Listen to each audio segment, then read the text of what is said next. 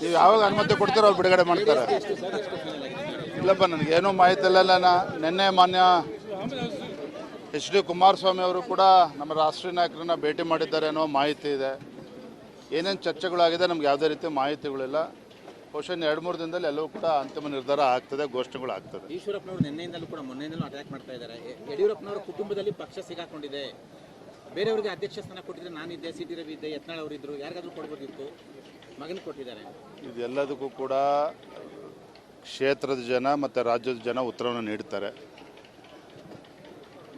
ನಾನು ಇನ್ನೇನೇ ಸಂದರ್ಭದಲ್ಲಿ ಹೆಚ್ಚು ಮಾತಾಡೋದಕ್ಕೂ ಇಷ್ಟಪಡೋದಿಲ್ಲ. ಅವ್ರ ಪಕ್ಷದ ಹಿರಿಯರಿದ್ದಾರೆ, ಭಾರತೀಯ ಜನತಾ ಪಾರ್ಟಿಯಲ್ಲಿ ಇದ್ದಾರೆ. ಸೊ ಎಲ್ಲವೂ ಕೂಡ ಸರಿ ಬಗೆಹರಿತದೆ, ಎಲ್ಲ ಸಮಸ್ಯೆಗಳು ಬಗೆಹರಿತದೆ ಅನ್ನೋ ವಿಶ್ವಾಸ ನನಗೂ ಕೂಡ ಇದೆ. ಅವ್ರು ನೋವಿನಲ್ಲಿದ್ದಾರೆ, ಎಲ್ಲವೂ ಕೂಡ ಸುಸೂತ್ರ ಬಗೆಹರಿಯುತ್ತೆ ಅನ್ನೋ ವಿಶ್ವಾಸ ಇದೆ. ನಾಳೆ ಮೋದಿ ಅವ್ರ ಕಾರ್ಯಕ್ರಮಕ್ಕೆ ಬರಲ್ಲ ಅಂತ ಮಾತಾಡ್ತೇನೆ. ನಾನು ಶಿವಮೊಗ್ಗ ಹೊರಟಿದ್ದು ಭಾರತೀಯ ಜನತಾ ಪಾರ್ಟಿ ಇದು ರಾಷ್ಟ್ರೀಯ ಪಕ್ಷ.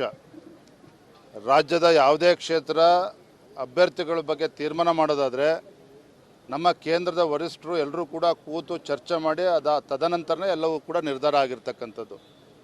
ಯಾರೋ ಒಬ್ಬರು ಮಾತು ಕೇಳಿಕೊಂಡು ನಮ್ಮ ಪಕ್ಷದಲ್ಲಿ ಆ ರೀತಿ ತೀರ್ಮಾನ ಮಾಡೋದಕ್ಕೆ ಸಾಧ್ಯವೂ ಇಲ್ಲ, ಅದಕ್ಕೆ ಅವಕಾಶವೂ ಕೂಡ ಇಲ್ಲ.